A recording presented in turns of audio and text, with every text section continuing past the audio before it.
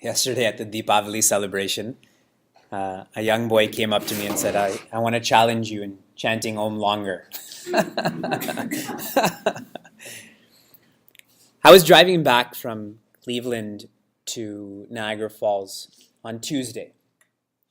And as I was taking the 90 east to go back to Buffalo and then to Niagara Falls, when I drive, I see a lot of roadkill, mostly deer. But usually I don't see them being picked up while I'm driving.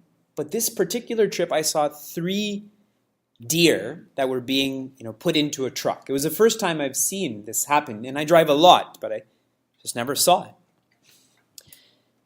And then right after that, as I was continuing to drive, there was this huge truck that had, whatever had happened, it was completely on its side. And that truck was crushed, physically crushed. The driver, I've no idea. I was on the highway, so I had to continue. And it made me think a lot about how fragile living is. I was putting myself in that picture that here I am driving all the time, and you have these deers that are killed over here. You have a truck driver who possibly is hurt over here, and myself, all of us. That every moment is very fragile. It's very precious. And it may not even be our fault when driving, but that doesn't mean that we won't be hurt from that circumstance. On Thursday, when I was facilitating our Moha Mudgara course, someone had asked a question about what does Sanatana Dharma feel about assisted death, end-of-life decisions. And right after that, someone had asked a question about what does Sanatana Dharma say about suicide? And it seemed to me like that whole week there was a lot of thoughts flowing towards, again, the fragility of living, the preciousness of this opportunity that we have. And thinking about this some more, I went back to a simple and powerful Sanskrit saying, Yavat praptavyam asti, tavat kartavyam asti. Yavat praptavya means as long as you want to gain, tavat, so long you have to do. As long as you want to get something, you have to do something. You and I are constantly doing, driving here, meeting this person, exchanging this, traveling over here, eating this, avoiding this, correct? Constantly. Why? Why are we doing all of this? And if we think deeply about it, it's because we're seeking peace. Finally, it's for peace. If someone offered you a lot of wealth but no peace that comes with it, temporarily you'll say yes, but after some time you will say, I would rather have peace than this. Agreed? A child would say otherwise. Yes, I want the possession. But any thinker will say, no, I want the peace. This is why you and I get together on Sunday mornings to study the adhyatma of this Purana. Ramayana is too old for us to know. It cannot be measured in the way that this water bottle is measured, or Napster is measured, or the age of a country. It's Purana, which simply means ancient. It's since the beginning of creation.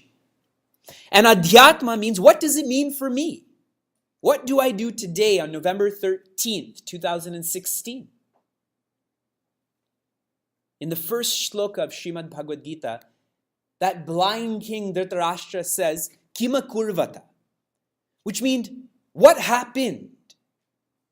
And the reason why he says that is what happened is important, but more important is what is happening right now.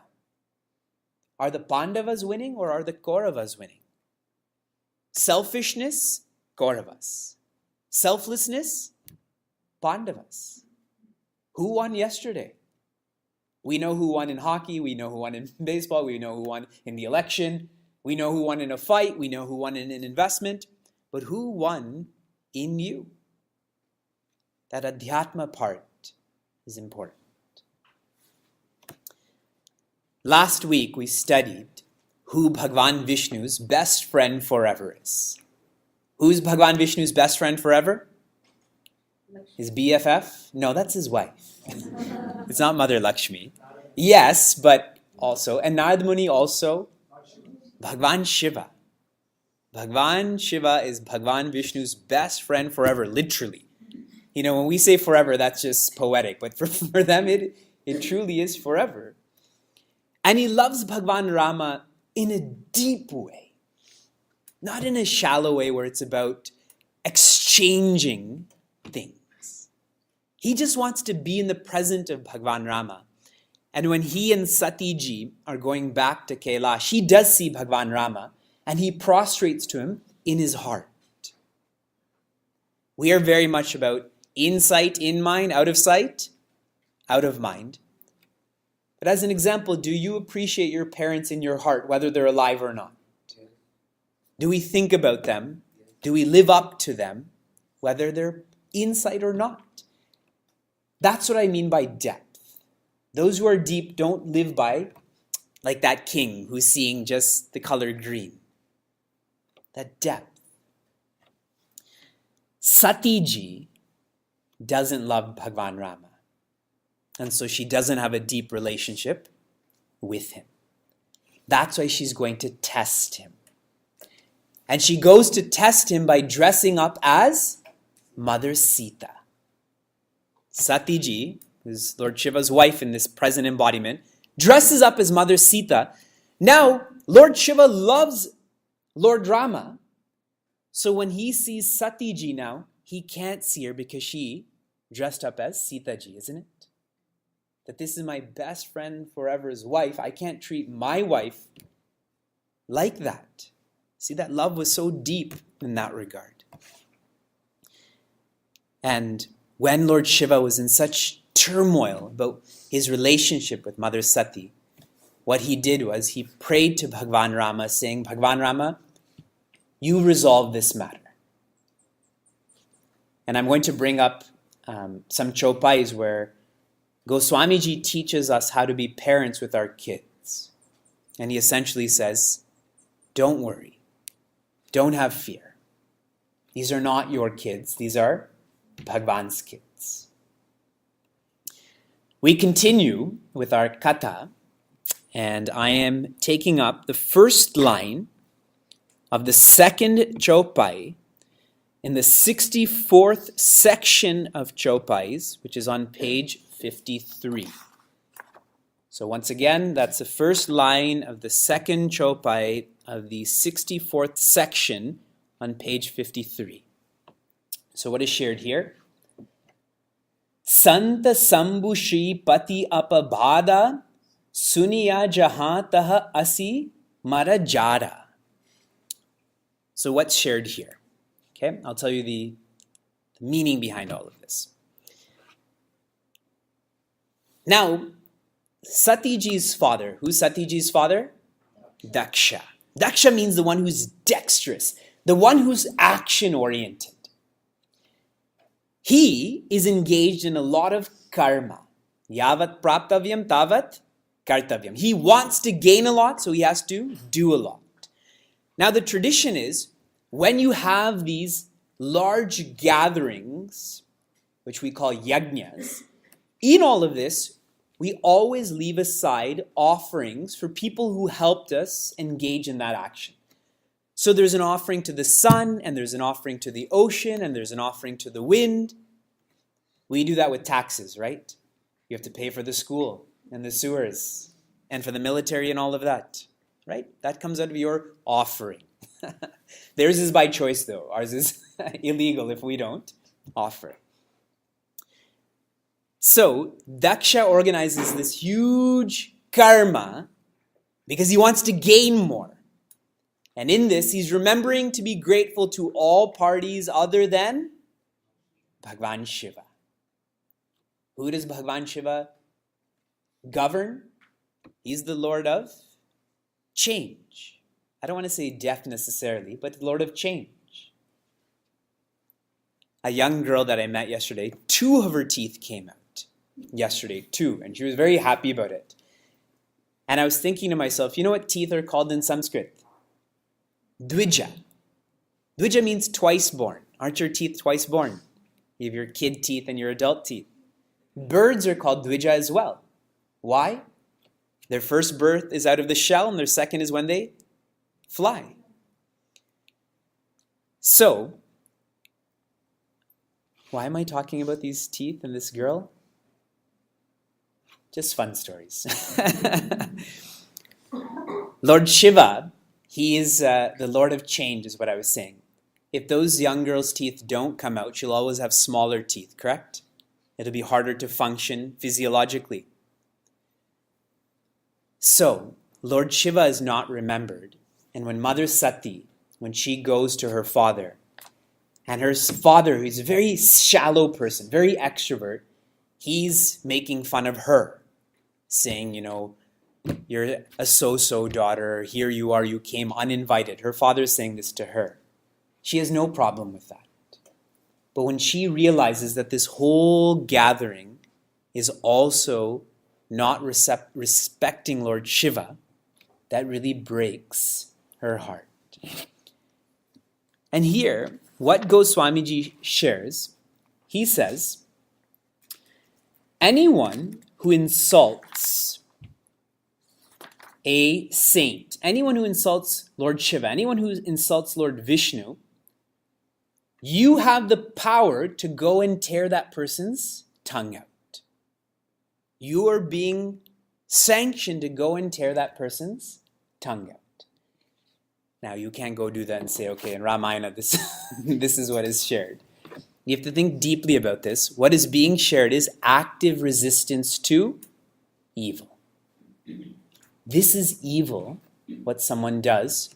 So we have to be actively resistant to that. And where does active resistance start? With yourself.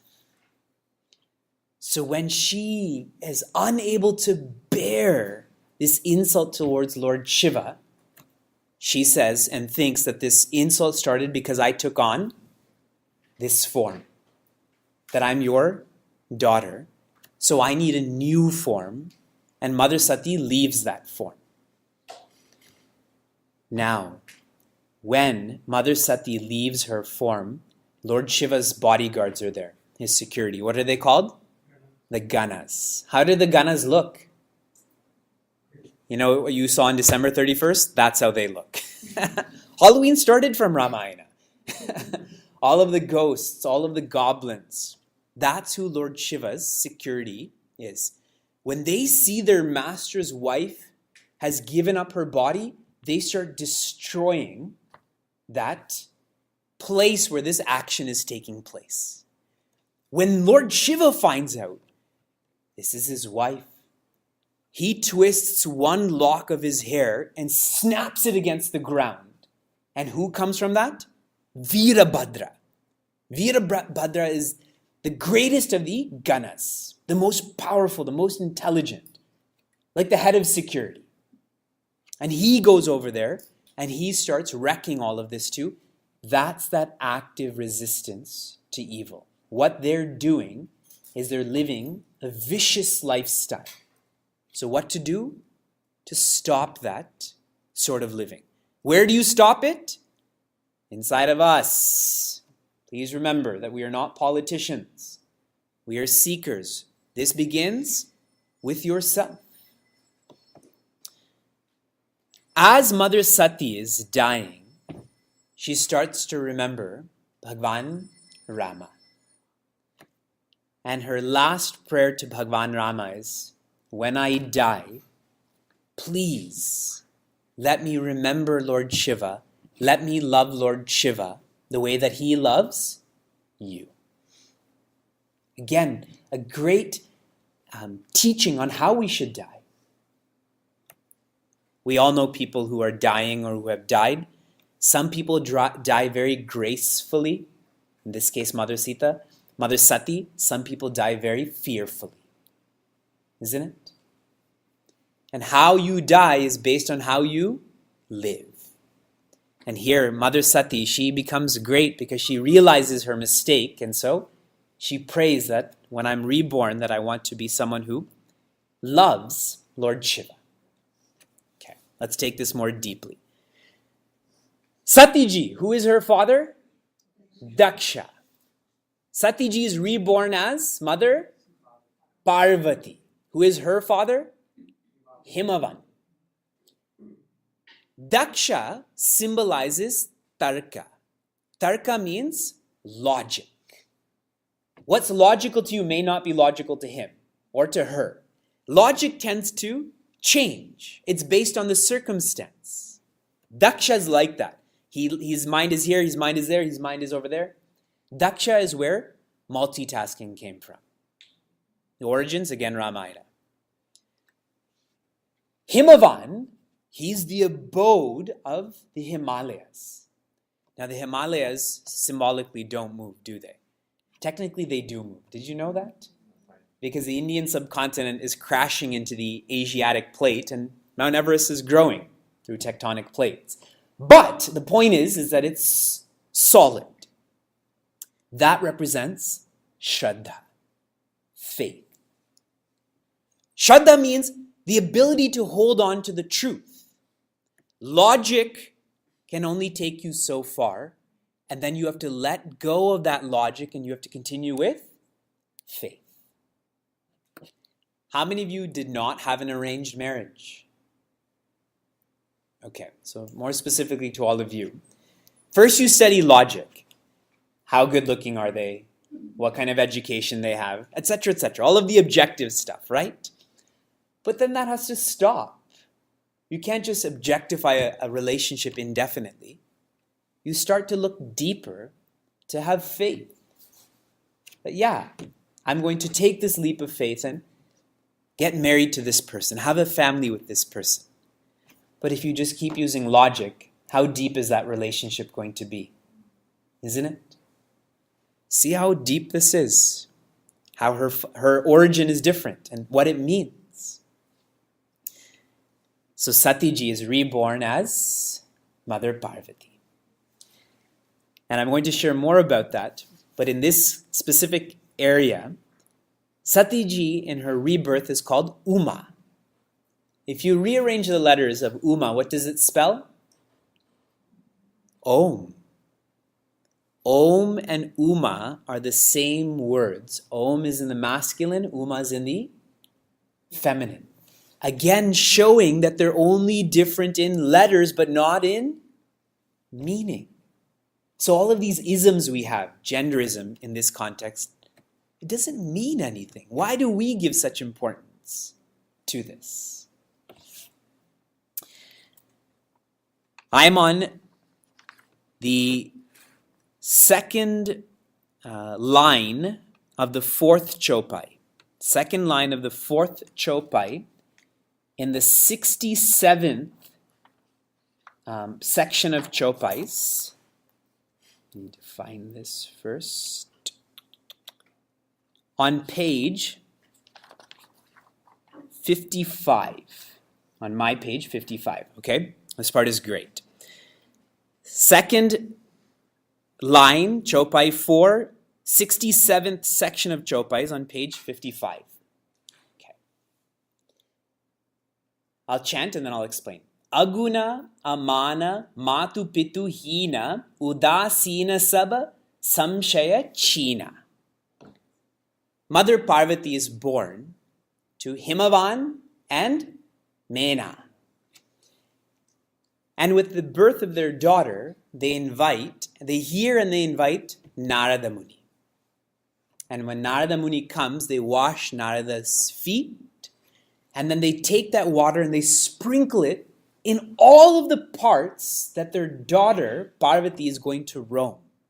So all of the rooms, the kitchen, and so on and so forth. And it's a very beautiful tradition that emphasizes humility. They are grateful to Narada Muni for the birth of their daughter. Many people use the word I when it comes to family, when it's not I, but we.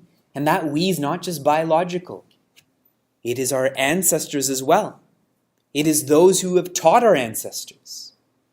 In our Vedic Vivaha, who do you remember first? When you see a wedding card, grandparents are listed first, correct? Then parents, then the actual people getting married. Now it's the role as reversed, but it's the grandparents that are remembered first. They're the cause. We are the effect. So humility is brought out. Now, whenever parents have a child, what is one of their first questions? If you can meet a fortune teller, someone who knows the future, what will you ask about your kids? Will they be successful? Will they be happy? Will they be happy? You haven't gotten it yet. Come on, parents, think. What they're going to be. What they're going to be. What do you worry about the most, especially as they get a little bit older? Who are they going to get married to? She's just born, okay? Imagine an infant. And this is the question they're asking Narada Muni. What kind of person is she going to get married to? So now this is where I just chanted. Here is what Narada Muni describes Mother Parvati's future husband. Okay? Aguna. What does aguna mean? What does guna mean? Someone with qualities. Aguna, someone with no qualities. Okay? Then mana, someone with dignity. Amana, no dignity. Okay, put yourself in this position. I'm telling you, your child is going to be married to someone with no qualities, no dignity. Mata pita hina. No mother, no father. That may make you happy. Then you're more free. Udasina sab. Now in Hindi, what does udas mean in Hindi? Sad, right? When my wife and I go to Bharat and people see us, and we're relatively, thinner, so they say, you're not well, you're not happy. They especially get mad at Sheila. She doesn't cook for you. Because you have to be heavy to be happy, correct? Udasa doesn't mean sad. Udasina means sitting above. Sitting above, and I'll explain that more. Samshaya means, in this context, it means clarity. In this context. China, the one with no clarity. And further on, he's described as a yogi. When I say yogi, what comes to your mind?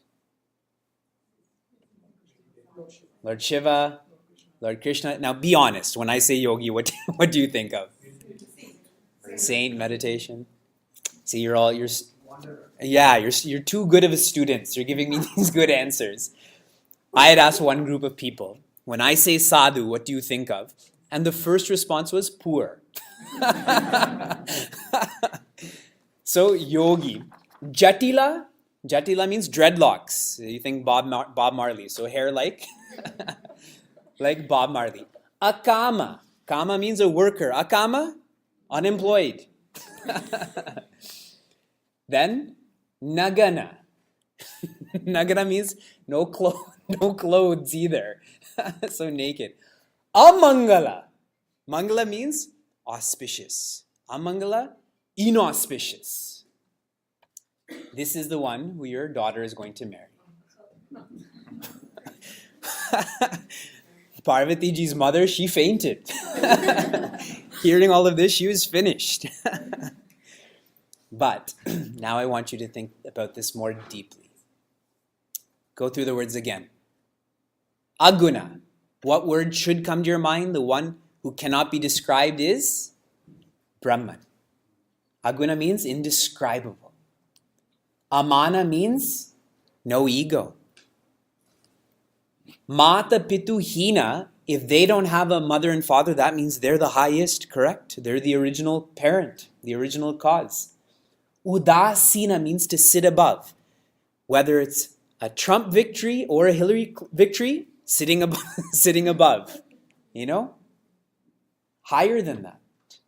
Samshayachina, the one who's doubtless. Clarity. Yogi, the one who's trying to make themselves better. All of our teachers, I was telling them, the most important virtue in any relationship is adaptability. That's yogi. Jatila, that means someone who's not vain. Akama, they're happy. The only person not pursuing peace is the peaceful person, right? Nagana means they're beyond this body. As an example, there's so much to share on here. I move too slowly, but it's my course. I will go as slow as I want. When Shuka, this is Vedvyasa's son, he was in his mother's womb for, I believe, 3 years. 3 years. Now we're all thinking, how is that possible?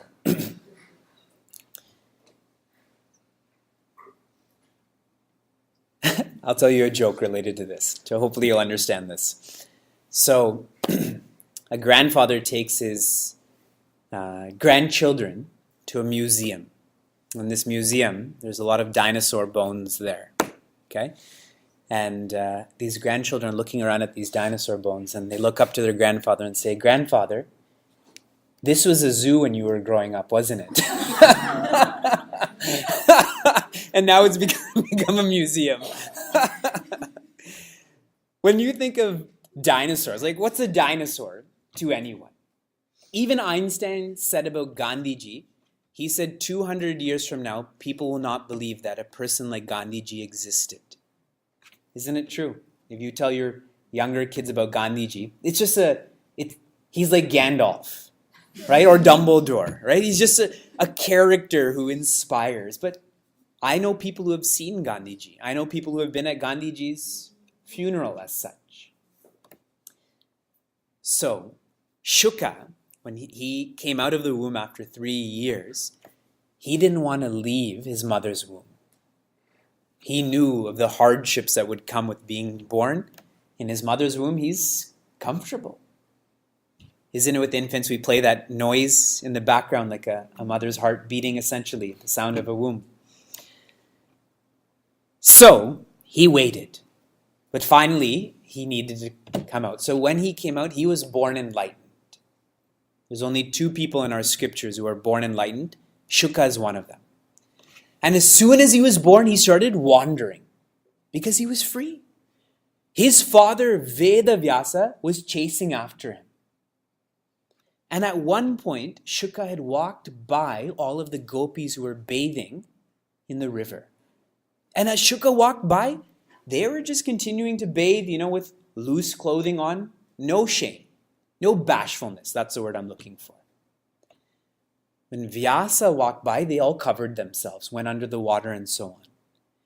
And Vyasa saw all of this and said to these gopis, how is it that Shuka walked by and you had no thought about him? I walked by and you're all covering yourself.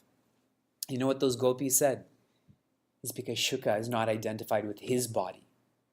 So naturally, he's not going to identify with our body. You are identified with your body, so you identify with us as being women in this context.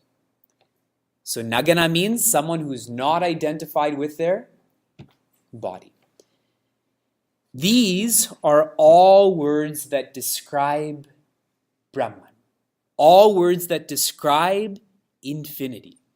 So now, if someone says that your son or daughter is going to get married to the infinite one, you'll faint out of happiness, not out of fear now, isn't it? Very deep. Narada Muni tells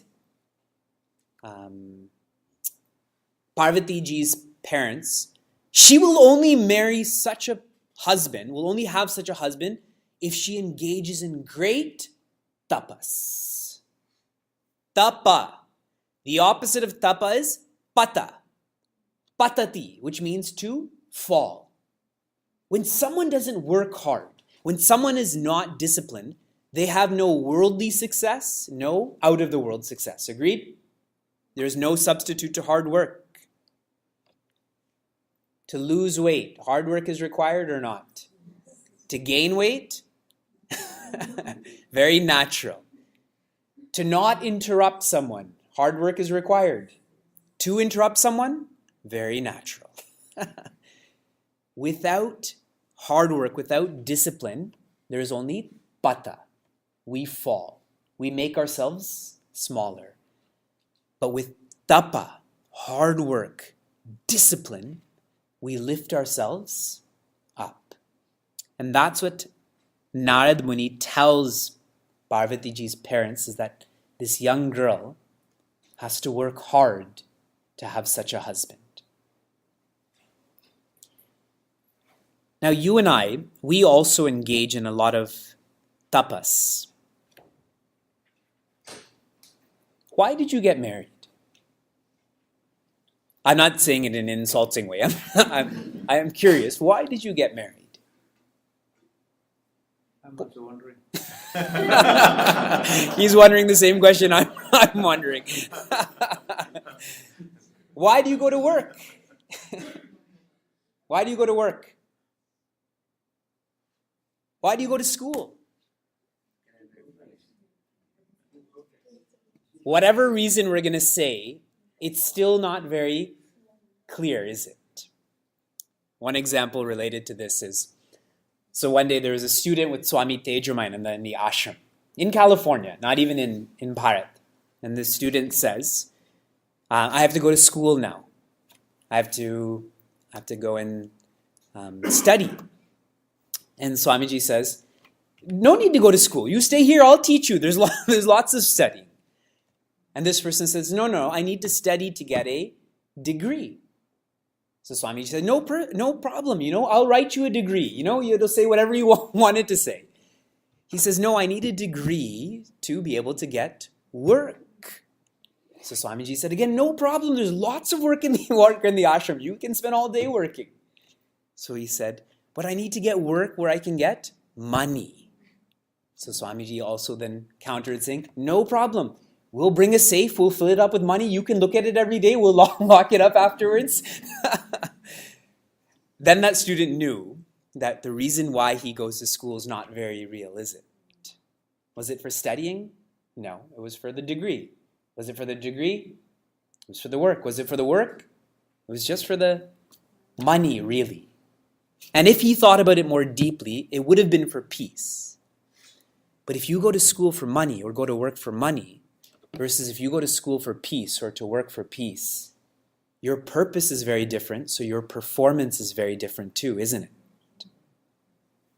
When you and I engage in tapas, hard work, discipline, if you know the purpose, the best in you will be brought out. But if we don't know the purpose, we will stay average. This tapas that we're talking about, when I say tapas, what do you think of? Now you're saying hard work. What did you originally think of? This word tapas. Mother Parvati is engaged in tapas. Levitation, I think. Meditation, penance. Everything you don't want to do, correct? That's what tapas is. It's very interesting how we think in this regard. I was at someone's home for Bhiksha. Not in this center, okay? Stop projecting whose house I was at for Bhiksha. Husband and wife invite me to their home. They have a girl who's in elementary school. They're sitting there, girl's here, I'm sitting here. They were asking me about my journey in life, and I put on them, I said, how would you feel if your daughter wants to go and live in the ashram, wants to study like I did? Without a moment's pause, this mother says, I'd be disappointed. And I'm playing out in my mind, hey, you invited me to your home and you're insulting me without knowing that you're insulting me. That's the greatness of Bhiksha. Bhiksha, it cuts your ego. And what I had brought out to her politely was, you want your daughter to learn from an acharya, but you don't want your daughter to be an acharya. There's hypocrisy in that, isn't it? Here we have this idea that tapas, we need tapas, but we don't want to do tapas. That's hypocrisy, isn't it? Tapas.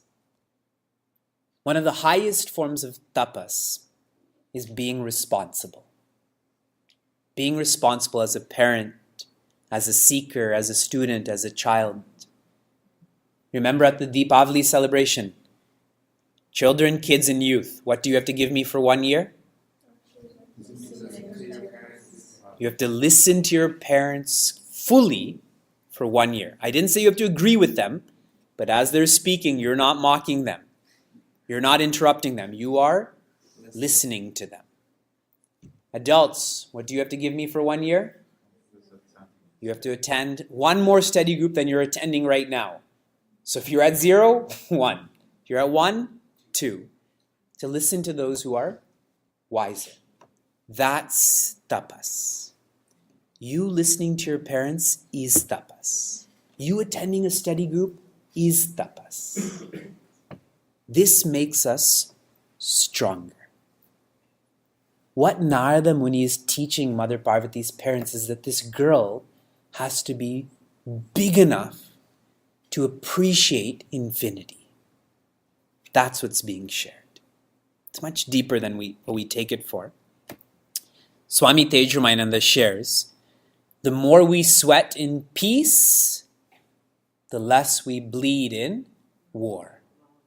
The more we sweat in peace, the less we bleed in war. When there's moments of low tension, make yourself strong so that when there is moments of high tension, you're not as moved by that. And I'll tell you specifically how to do this, okay? In moments of low tension, when things are under control, do a lot of vichara. Vichara means analysis, thinking, reflection, etc., etc., etc.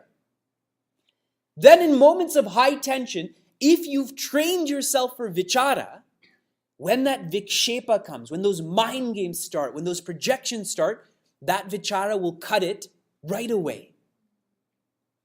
As an example, if you compare yourself to another person, if is me politely saying, when we compare ourselves to other people, what naturally will happen with comparison? What will it devolve to?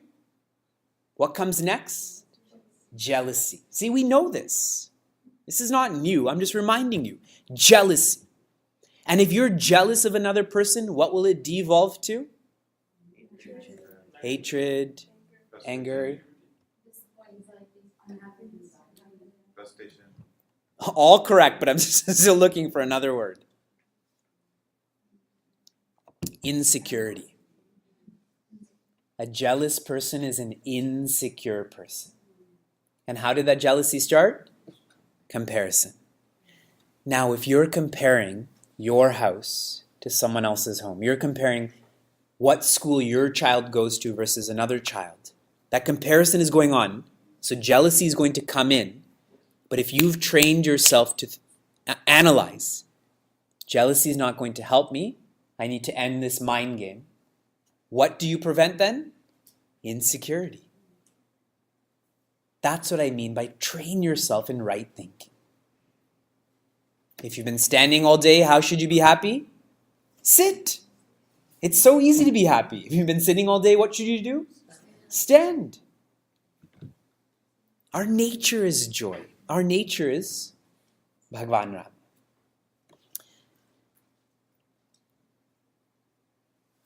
And the point that I wanted to share with you specifically about parenting, when Narada Muni tells all of this to Mother Parvati's mother, she's so dejected. And this is what Mena's husband says to her. Priya sochu pariraha sabu sumirahu Shri Bhagavan Parabatiha nira mayu jehi soi karahi kalyan. Which means, put away all of your fear, all of your anxiety, all of your depression. Bhagwan will look after. With your kids, with your professions. There's no point in having worry or fear. Have, instead, faith. You know that saying in Hindi, you've looked after me thus far, look after me moving forward also. Okay. Last chopai we'll study. It was a very detailed chopai. I like this. The second line in the second chopai, in the 8th section of chopais on page 63. Second line, second chopai, 8th section of chopais on page 63.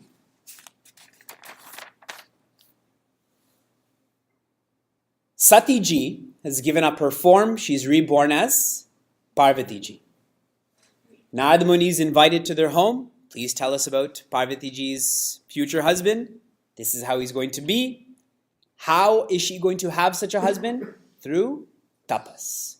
So now she goes into the forest for tapas. Now I'll tell you the tapas that Parvati ji does. She says, Tau kautika anya alasu nahi, barakanya aneka jaga mahi. Which means that I have to marry Bhagwan Shiva. Even if that means I struggle for tens of millions of years. How much struggle? Okay. Here's what she did for the first 1,000 years. 1,000 years. Not 1,000 days, not 1,000 hours, 1,000 years. She remembered Lord Shiva, and her only input was fruits and roots. She's in the forest, so she's eating fruits and roots. None of us really know what roots means, but you can imagine. She's eating some sort of ginger, she's eating some sort of dates, and so on and so forth. Did Lord Shiva come? The next 100 years, she gave up those fruits and roots and only ate vegetables. Imagine you told your kids that. No more fruits in the house, only vegetables. Tapas. The next, and it doesn't specify how much, but for the next series of days, she gave up vegetables also and only survived on water and air. Then the next day, okay, I said days was water and air. What did she do for the next day? Nothing. Not even water or air. She can chant Om way longer than anyone with that kind of lung capacity. And after that, when she took herself to the extreme, for the next 3,000 years, she only ate leaves that had fallen from the trees. Now what's really cool here, who's doing the tapas? Parvati ji. Okay, she's the mother of the universe. She's not our Facebook friend. Parvati ji. When she was going to do her tapas and her mother had come to visit, when she was watching her beautiful, tender daughter, she kept on saying, ooh, ma, ooh, ma. You know, like if you step on a thorn, you say, ooh, ouch, or something like that. Just looking at her daughter, she was saying, ooh, ma. Ooh is that pain she's feeling. Ma means don't. Stop doing what you're doing. That's where the name Uma came from. Then her name changed from Uma to Aparna. Parna means the one who eats leaves. Aparna means the one who even gives up eating leaves. So really apt names. In this, what we learn is all of this that Mother Parvati is doing, she's reducing her input. She's not watching Netflix past a certain amount of time. She's not taking seconds when it comes to food. She's not listening to the radio needlessly. She's not studying with her headphones on. She knows not to be on a screen during important periods. When you and I manage our inputs, it's conducive for us to become more inward looking. But if you can't manage your inputs, it always makes you extrovert. So all this is showing here is that Mother Parvati is someone who knew where Bhagwan Shiva is. Bhagwan Shiva is not outside. Bhagwan Shiva is inside. Where did Bhagwan Shiva prostrate to Lord Rama? In his heart. And I'll finish with one thought. There's more to share, but I'll have to do it another time. You do yogasana before class, right? So a couple of thoughts on that. It's pronounced yoga. How do we pronounce it? Yoga. Like it's more exotic. It's yoga. And it's yogasana. Yoga is a philosophy. Yoga is a vision. Postures and breathing is not yoga. That's yogasana. Those are postures and pranayama. And I say that because it's not fair to take something that's a vision and call it an exercise. Isn't it? You have to give that reality its worth. What's everyone's favorite asana? Shavasana, isn't it? Shavasana is where you lie down on the ground. How much time did you spend in yogasana? 1 full hour. How much in Shavasana? 45 minutes. Shava means corpse. When Shiva leaves you, what will you become? Shava. And as long as Shiva is in you, what will you be? Shiva. So where does Lord Shiva live? In you. But you have to start looking at you, but not your skin or hair or job or family. But you have to look at you to find Lord Shiva. This is what Mother Parvati is doing. What is Lord Shiva doing? That we'll have to take up soon. And in our next class, Mother Parvati and Lord Shiva get married. The first wedding that we come across in our Ramayana, before Lord Rama and Mother Sita get married, is Bhagwan Shiva and Mother Parvati. To be continued. Oh.